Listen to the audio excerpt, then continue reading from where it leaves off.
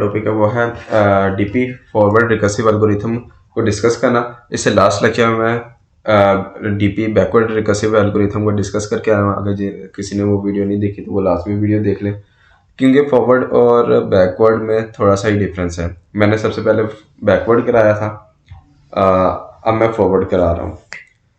तो स्टार्ट करते हैं। ये सेम वही क्वेश्चन है जो मैंने बैकवर्ड लास्ट लेक्चर में बैकवर्ड रिकर्सिव एल्गोरिथम जिस पे अप्लाई किया था, वही सेम क्वेश्चन है आज भी, बट अब मैं इस पे फॉरवर्ड रिकर्सिव एल्गोरिथम अप्लाई कर रहा हूँ। तो क्या कह रहा है कि sale managers of a company has decided to travel from city 1 to city 10। City 1 से सिटी 10 जो ट्रैवल करना चाहता है एक कंपनी का सेल्स मैनेजर, उसका ही wants to plan for minimum distance program and visit as many branch office as possible on the root.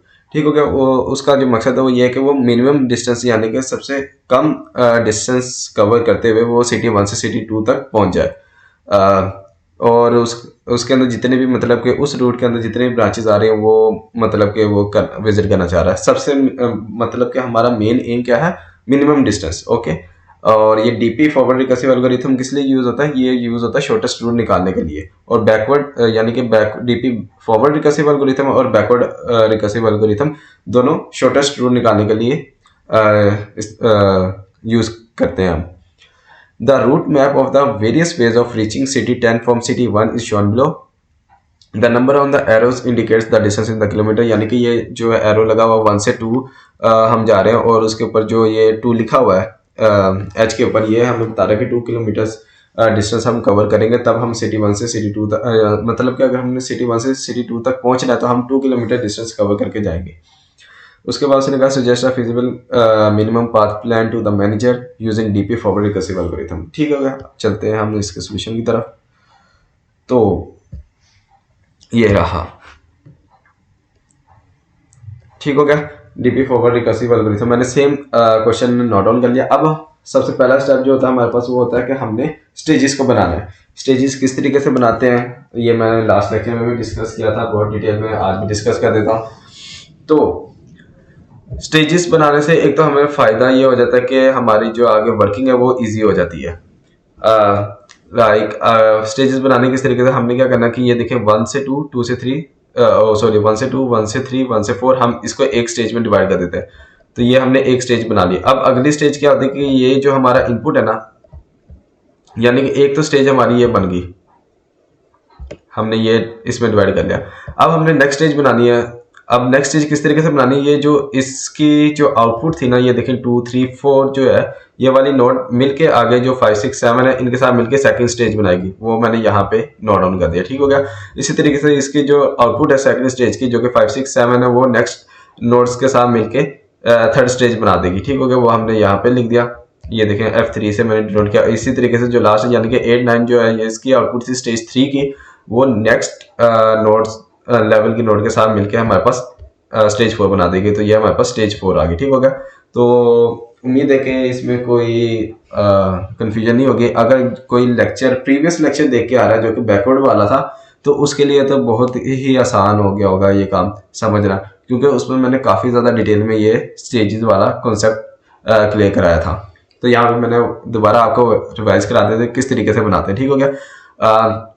ये स्टेजेस बन गई है, इनको मैं रिमूव भी कर लेता हूँ साथ साथ, क्योंकि आगे आसानी हो जाएगी। ठीक हो गया। अब ये हमने स्टेजेस में डिवाइड कर दिया। इससे हमारे लिए आसानी ये है कि जब हम आगे जाके कैलकुलेशन कर रहे होंगे, जब हम टेबल बना रहे होंगे, तो उसके अंदर हम सीधा सीधा इन स्टेजेस पे आकर देखेंगे तो हमारे लिए आसानी। वरना कुछ लोग ये नहीं करते और कुछ यानी कि माइंड में बिठा लेते हैं कि ये स्टेज 1 है मेरी, ये स्टेज 2 है, स्टेज 3, और इस हिसाब से कैलकुलेशन करते हैं। बट वो ये होता है कि जब आप आगे जाके कैलकुलेशन कर रहे होते हैं, एग्जाम का प्रेशर भी होता है, तो आप भूल जाते हैं कि कौन सी मैंने स्टेज थी, मतलब स्टेज 2 के अंदर कौन कौन सी नोट्स आ रही थी, स्टेज 3 के अंदर कौन कौन सी नोट्स आ रही। तो इसलिए आप बेहतर है कि आप ऐसे नोट डाउन कर लें, बाद में जाके इजी हो जाएगा आपके लिए। ठीक हो गया। अब हमने लगाना है इस पे DP forward recursive algorithm. Forward recursive algorithm क्या है, इसका मतलब ये है कि हमने सोर्स नोड से जाना है और डेस्टिनेशन यानी कि सोर्स नोड से डेस्टिनेशन तक, सोर्स नोड से हम स्टार्ट होंगे, डेस्टिनेशन नोड पे एंड करना है। बैकवर्ड रिकर्सिव में क्या था कि हमने डेस्टिनेशन नोड से स्टार्ट होना था और सोर्स नोड पे एंड करना था। ठीक हो गया। ये बैकवर्ड होता है, यानी कि हम डेस्टिनेशन से वापस उल्टा चल रहे हैं, वो बैकवर्ड में आता है। हम सोर्स से आगे जा रहे हैं डेस्टिनेशन तक, वो हमारा फॉरवर्ड रिकर्सिव एल्गोरिथम कहलाता है। ठीक हो गया। अगर आपको याद होगा तो मैंने बैकवर्ड में सबसे पहले स्टेज 4 को डिस्कस किया था, यानी कि यहाँ स्टेज 4 से वर्किंग स्टार्ट की थी, बिकॉज वो बैकवर्ड था। मैंने आपको कहा था डेस्टिनेशन से स्टार्ट होना है। आज हम डिस्कस कर रहे हैं फॉरवर्ड रिकर्सिव एल्गोरिथम। इसका मतलब क्या है, ये हमने सोर्स नोड से स्टार्ट होना है, जो कि हमारी स्टेज 1 बनती है। ठीक हो गया। हमने वही सिंपल स्टेज 1 से हमने स्टेज 1 लिखा, मैंने यहाँ पे मैंने x1 लिख दिया, और ठीक है। अब यहाँ पे चेंज आता है, यहाँ पे मेजर चेंज आता है। ठीक हो गया। एक तो ये था ना कि फॉरवर्ड में हमने कहाँ से स्टार्ट होना, स्टेज 1 से। अगर बैकवर्ड होता तो हमने स्टेज 4 से स्टार्ट हो जाना था वर्किंग हमारी। ठीक हो गया। और दूसरी बात ये है कि यहाँ पे मैंने जो बैकवर्ड में था ना हमारे पास, यहाँ पे थे इनपुट वेरिएबल्स। उस स्टेज के जो इनपुट वेरिएबल्स होते थे, लाइक अगर मैं स्टेज 4 को डिस्कस करूं तो इसमें इनपुट वेरिएबल थे 8 9, तो हम यहाँ पे 8 9 लिखते थे, और जो हमारा आउटपुट नोड होता था वो हम यहाँ पे लिखते थे। ठीक हो गया। बट फॉरवर्ड में ऐसा नहीं है। फॉरवर्ड में क्या होता है कि हमारा आउटपुट नोड जो है वो यहाँ पे लिखे जाते हैं। ये जो है देखें 2 3 4 जो है हमारा, ये स्टेज 1 को हम डिस्कस कर रहे हैं। ये देखें 2 3 4 ये हमारे आउटपुट नोड है, तो ये हमने यहाँ पे लिखा। ये देखें आउटपुट मैंने यहाँ पे नोट भी किया ताकि आपको याद रहे। और यहाँ पे जो हम लिखते हैं ना, ये यहाँ पे हम इनपुट वेरिएबल लिखते हैं, जो कि यहाँ पे। ठीक हो गया। ये फॉरवर्ड में ये, बैकवर्ड में जाके ये रिवर्स हो जाता है, यानी कि इनके पोजीशन चेंज हो जाती है। इनपुट यहाँ पे आ जाते हैं वेरिएबल्स, और आउटपुट यहाँ पे चले जाते हैं। ठीक हो गया। तो ये उम्मीद है कि आप लोगों को क्लियर हो गया होगा, जो बैकवर्ड वाले भी देख के आ रहे हैं तो। और जिन्होंने नहीं देखी बैकवर्ड वाली, वो फॉरवर्ड वाली देखने के बाद बैकवर्ड देख लें तो दोनों को समझ आ जाएगा कि क्या। इसलिए मैंने सेम ही क्वेश्चन दोनों में कराया, ताकि आप दोनों को फर्क भी नजर आएगा। और आंसर जारी बात है, फॉरवर्ड लगाएं या बैकवर्ड लगाएं, आंसर तो सेम आना चाहिए। पाथ भी, जितने भी पाथ एग्जिस्ट करते हैं, मल्टीपल पाथ एग्जिस्ट करने हैं, फॉरवर्ड लगाएं बैकवर्ड लगाएं, दोनों में सेम आंसर आना चाहिए। ठीक हो गया। तो अब हमने क्या करना है कि इनपुट नोड क्या है, 1 से 2 हमने देखना है, यानी कि 1 से 2 हम कितने डिस्टेंस में जा रहे हैं, 2 में जा रहे हैं, वो हमने यहाँ पे लिख दिया। ठीक हो गया। 1 से 3 हम जा रहे हैं 5 में, वो लिख दिया। 1 से 4 हम जा रहे हैं 2 डिस्टेंस में, वो लिख दिया। ठीक हो गया। अब यहाँ पे होता है कि आपके पास मल्टीपल इनपुट्स भी होती है। मल्टीपल इनपुट्स होंगे, इसका मतलब है कि आपके पास मल्टीपल कॉलम्स बनेंगे। इधर तो खैर 1 नहीं है ना इनपुट, तो एक कॉलम बना। अगर मल्टीपल इनपुट्स होंगे, लाइक अगर आप यहाँ पे स्टेज 2 में देखें तो यहाँ पे 2 3 4 जो है हमारे पास मल्टीपल इनपुट्स आ रही है, तो वो हमारे पास 3 कॉलम बन जाएंगे। तो हमने क्या करना था, इस रो को देखना, तो उसमें जितने भी मतलब सेल्स है उन कॉलम में 3 है ना, तो 3 वैल्यूज होंगे। उन तीनों में से जो मिनिमम होता है वो यहाँ पे हम लिखते हैं। एफ ऑफ एक्स हमारा क्या होता है, मिनिमम होता है सारे कॉलम्स की वैल्यू का। ठीक हो गया। तो वो हम लिखते हैं, और यहाँ पे हमने क्या लिखना था, वो नोड लिखनी होती है जिससे हमें मिनिमम मिल रहा था, इनपुट नोड। बैकवर्ड में हम यहाँ पे आउटपुट नोड ले रहे थे। ठीक हो गया। यहाँ पे हम अब इनपुट नोड लेंगे, यानी कि ये जो कॉलम में हमने लिखा होता है, कॉलम में जो लेबल है, तो यहाँ पे खैर एक ही नोड थी, वही मिनिमम डिस्टेंस आ रहे, तो वही नोड हमारी यहाँ पे आ गई। ठीक हो गया। इसी तरीके से एज इट इज हमने नोट डाउन कर लिया। अब नेक्स्ट साइटेशन में आप जाके और ज्यादा क्लियर हो जाएगा। तो खैर इसको मैं ना डुप्लीकेट टैब में खोल लेता हूँ, ताकि आपके लिए आसानी, बार बार स्क्रॉल ना करना पड़े मुझे।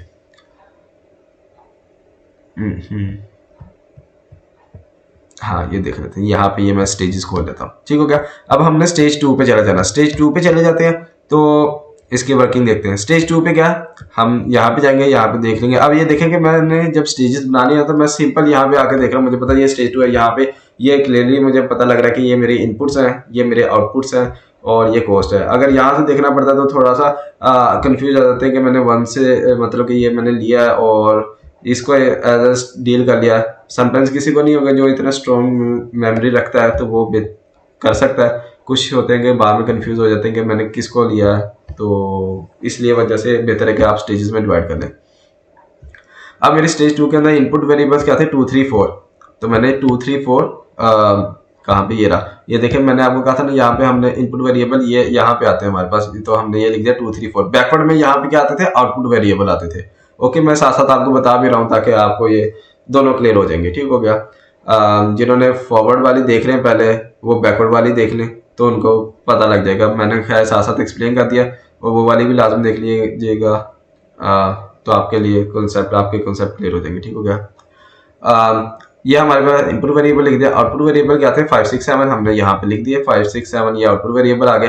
अब वही 2 से 5 हम कितने डिस्टेंस में जा रहे हैं, 2 से 5 हम जा रहे हैं 10 डिस्टेंस में, तो मैंने यहाँ पे लिख दिया 10। ये देखिए 10 लिख दिया, सॉरी ये हाईलाइट नहीं करा, ये 10 लिख दिया। अब ये 2 कहाँ से आया, मैंने आपको बैकवर्ड वाले वीडियो के अंदर बताया था कि हमने प्रीवियस स्टेज हम डील कर रहे होते हैं, उसमें से हमने मिनिमम वैल्यू लिखनी होती है। लाइक कहने का मतलब ये है कि ये जो हमारे इनपुट वेरिएबल है ना,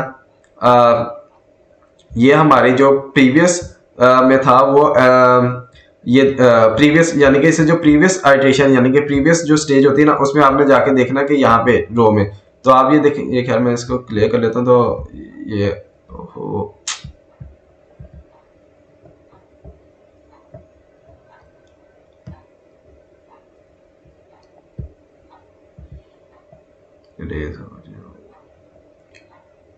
ठीक है।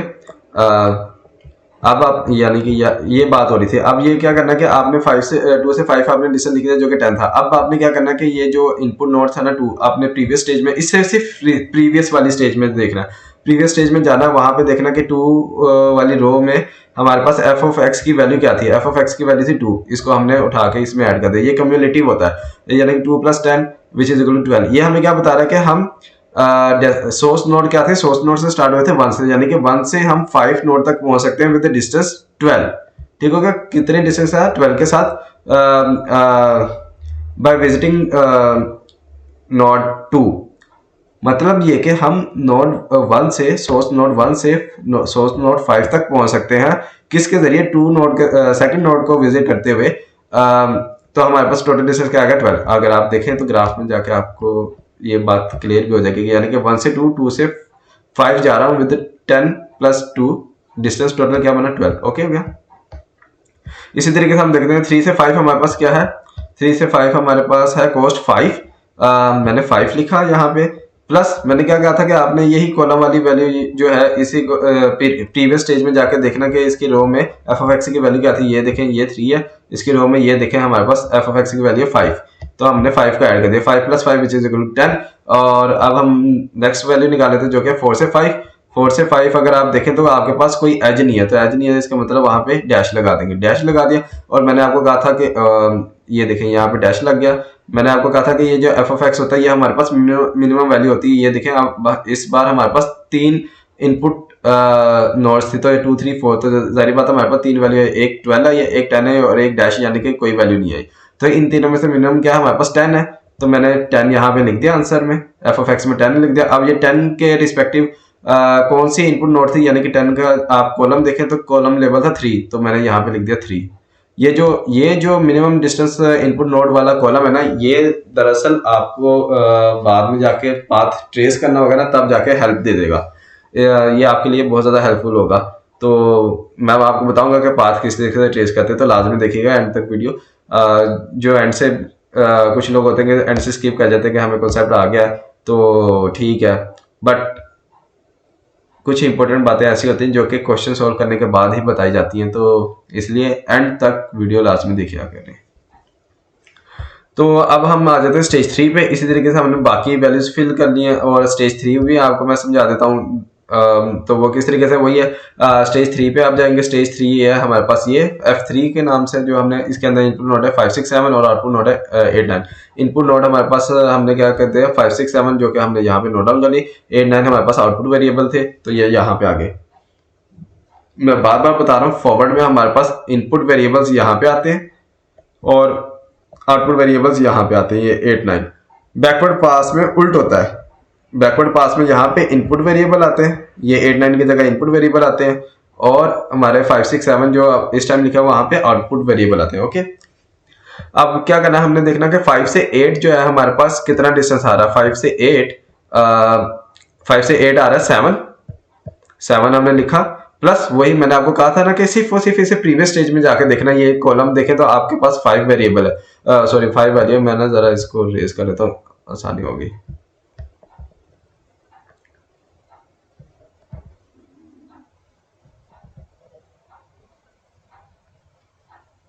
ठीक है, तो मैंने आपको कहा था कि ये 7 मैंने नोट डाउन कर लिया। अब मैंने क्या करना है, ये इनपुट नोड जो है 5, इसको इससे प्रीवियस स्टेज में जो है प्रीवियस स्टेज उसमें जाके देखना उसकी 5 वाली रो में एफ ऑफ एक्स की वैल्यू, यानी कि ये 5 रो है, ये 5th है, इसकी रो में मैंने एफ ऑफ एक्स की वैल्यू देखी जो कि थी 10, तो मैंने इसके अंदर 10 ऐड कर दिया। तो 10 ऐड कर दिया यानी कि 7 + 10 विच इज इक्वल टू 17। इसी तरीके से मैं बाकी सारी वैल्यूज कैलकुलेट कर लूंगा। और ये आपको बताया था मैंने एफ ऑफ एक्स क्या होता है, यानी कि F3 ये डिनोट कर रहा है कि स्टेज 3 का मैं डील कर रहा हूँ। ठीक हो गया। अब यहाँ पे देखें कि आपके पास यहाँ से भी 17 आ रहा है, यहाँ से भी 17 आ रहा है। आपके पास दोनों मिनिमम तीनों में से मिनिमम वैल्यू क्या है 17 आपने लिख दिया। आपके पास 17 आ रहा है दो जगह से, 5 से आ रहा है 6 से आ रहा है। आपने क्या किया 5 और 6 दोनों लिखने। ये डिनोट क्या कर रहे हैं, ये डिनोट कर रहे हैं कि आपके पास मल्टीपल पाथ एग्जिस्ट करते हैं। तो जाहिर बात है जब आप पाथ ट्रेस करेंगे वो आपको क्वेश्चन में कह सकता है कि बिल्कुल पॉसिबल जितने भी पॉसिबल पाथ बनते हैं ना वो सारा आपने लिख लिया। तो अब यहाँ से आपको पता चल गया कि दो आपके पाथ एग्जिस्ट करते ही करते हैं। ठीक हो गया 5 और 6। तो ठीक हो गया, इस तरीके से आपने लिख लेना। उम्मीद है कि ये भी क्लियर हो गया होगा। ये बार बार वही चल रहे हैं। अब स्टेज 4 को देख लेते हैं। स्टेज 4 पे जाएंगे। स्टेज 4 पे इनपुट वेरिएबल हमारे पास 8 9 और आउटपुट वेरिएबल है 10। वही क्या आउटपुट वेरिएबल हमने यहाँ पे नोट डाउन कर दिया, 8 9 हमने यहाँ पे लिख दिया। इनपुट वेरिएबल वही 8 से 10 हम कितने डिस्टेंस में आ रहे, 3 में आ रहे थे। आप देख भी सकते हैं 8 से 3 हम 8 से 10 सॉरी 3 में आ रहे थे। और 8 वाली नोड का हमने प्रीवियस स्टेज में जाकर देखा, ये 8 वाली नोड है, इसमें एफ ऑफ एक्स की वैल्यू थी 17 plus 3 which is equal to 20। इसी तरीके से 9 से 10 हम पहुंच रहे थे 4 डिस्टेंस में, और प्रीवियस स्टेज में जाके देखा 9 वाले में एफ ऑफ एक्स की वैल्यू जो कि 18 थी। तो 4 plus 18 which is equal to 22, दोनों में से मिनिमम क्या है 20। तो ये 20 आ गया और इसकी नोड हमने एज इट इज लिख दी, यानी कि 20 वाली कॉलम के जो नोड है वो हमने लिख दिया। ओके हो गया। अब ये हो गया हमारा कंप्लीट। ये जो हमारे पास टोटल डिस्टेंस है, ये जो है ना लास्ट स्टेज में F4 X4 20, ये डिनोट कर रहा है कि हमारे पास डेस्टिनेशन नोड तक पहुंचने तक, यानी कि सोर्स नोड से लेकर डेस्टिनेशन नोड पहुंचने तक का जो शॉर्टेस्ट रूट है उसका जो डिस्टेंस है वो है 20 किलोमीटर। तो वही मैंने यहाँ पे लिखा कि minimum distance pass from node 1 to 10 is 20 kilometre. अब जितने भी, अब मैंने आपको पता था कि इससे प्रीवियस स्टेज में आपको मैंने बताया था कि मल्टीपल पाथ एग्जिस्ट कर रहे हैं 5 और 6 को देख के। तो जितने भी पाथ एग्जिस्ट कर रहे हैं ना मल्टीपल, उन सब की जो डिस्टेंस होगा ना वो 20 किलोमीटर आना चाहिए। ये नहीं कि मैं 5 से जा रहा हूँ तो मेरे पास 21 आ रहा है, 6 से जा रहा हूँ तो मेरे पास 20 आ रहा है, ऐसा नहीं होगा। दो पाथ अगर एग्जिस्ट कर रहे हैं तो दोनों का डिस्टेंस सेम होना चाहिए। अब पाथ किस तरीके से ट्रेस करना है, अब देखें आप, मैंने लास्ट लेक्चर में आपको बताया था कि आपने स्टेज 1 से स्टार्ट करना। दरअसल वो स्टेज 1 करने का मतलब ये था कि आपकी जो लास्ट स्टेज होगी ना, अब इसमें तो स्टेज 4 आ रही है, उसमें आ रही है स्टेज 1, तो वहां से स्टार्ट करना। यानी कि आपने जो भी बैकवर्ड लगाया फॉरवर्ड लगाया, जो आपकी लास्ट स्टेज होती है ना, लास्ट आइटरेशन, जिसके बाद आपका फाइनल आंसर आता है। जिस तरह यहाँ पे 20 किलोमीटर मेरा आंसर निकला है, और बैकवर्ड होता है तो बैकवर्ड में क्या होता है, ये स्टेज 1 होती है, स्टेज 1 पे जाके 20 किलोमीटर आंसर आ रहा होता है। ठीक हो गया। तो आपने लास्ट स्टेज से स्टार्ट करना जो आपकी वर्किंग की बन रही होगी। जिस तरह मेरी वर्किंग की अब बन रही है स्टेज 4। अगर आप बैकवर्ड में जाए ना, तो ये साथ मैंने बैकवर्ड वाला भी खोला हुआ, सेम क्वेश्चन है। बैकवर्ड के अंदर आपकी बन रही थी स्टेज 1, तो मैंने स्टेज 1 से स्टार्ट कर दिया। ठीक हो गया। उधर कहने का मतलब ये था कि स्टेज 1 से स्टार्ट करना बैकवर्ड में, ये यहाँ से मैंने स्टार्ट कर दिया। फॉरवर्ड में क्या है आपकी, ये बन रही है स्टेज 4, तो यहाँ से स्टार्ट करेंगे हम, बाद में हम इसको ट्रेस कर लेंगे। किस तरीके से आपने करना है आपको बताता हूँ, ईजी तरीका है। मैंने बैकवर्ड में भी बताया था कि वही दोनों में एप्लीकेबल हो जाएगा। अब मैंने क्या करना है, स्टेज ये देखें, डेस्टिनेशन नोड से मैं स्टार्ट हुआ, 10 नोड मैंने लिखी, ये देखें यहाँ पे 10 थी ना, एंड से स्टार्ट करना, जो आपकी लास्ट स्टेज होगी ना वर्किंग, वहीं से स्टार्ट कर देना, यानी कि 10 मैंने लिखी। अब आपने इसके रो में जाके देखना कि इसके जो मिनिमम डिस्टेंस इनपुट नोड है ना वो कौन सी है, वो है 8। इसका मतलब है मैं 10 नोड पे पहुंचा, किस नोड से होके 8 नोड से, मैंने यहाँ पे 8 लिख दिया। आप बाद में एरो हेड लगाना, ये एरो हेड ना ये जो बाद में लगाना। ठीक होगा 8। अब मैंने क्या करना है, इससे प्रीवियस स्टेज में जाना है और उसमें मैंने 8 वाली रो में देखना कि मिन डिस्टेंस इनपुट नोड क्या थी। ये देखें 8 वाली नोड है, इसमें मैंने इस रो में देखा तो मेरे पास मिनिमम डिस्टेंस वाली नोड आ रही थी 2, 5 और 6। इसका मतलब मुझे यहाँ से पता लग गया कि एक मेरा पाथ 5 से बन रहा और एक मेरा पाथ 6 से बन रहा। अभी के लिए मैं 5 से निकाल रहा हूँ, देन आपसे 6 से आपको 6 से भी निकाल के दिखाता हूँ। अब मैंने लिख दिया कि 5 वाली नोड मैंने चूज किया है। अब मैंने क्या करना है, इससे प्रीवियस स्टेज में जाऊंगा, उससे प्रीवियस स्टेज में जाकर मैंने देखा कि 5 वाली रो में मिन डिस्टेंस इनपुट नोड क्या थी, जो कि थी 3। इसका मतलब मैं 5 पे पहुंचा 3 से, तो मैंने 3 नोट डाउन कर दी। अब उसे प्रीवियस स्टेज में जाकर मैं देखूंगा कि 3 वाली रो में मेरे पास मिन डिस्टेंस नोड क्या थी, जो कि थी 1, तो मैंने 1 लिख दिया। तो यहाँ पे मेरा क्या पाथ बना, 1 से 3, 3 से 5, 5 से 8, 8 से 10। यहाँ से आप देख भी सकते हैं 1 से 3 एक बना, 1 से 3, 3 से 5, 5 से 8 और 8 से 10। ओके हो गया। इसके इनके एजिस की कॉस्ट मैंने लिख दी, जो कि 1 से 3 5 था, 3 से 5 भी 5 था, 5 से 8 7 था और 8 से 10 3 था।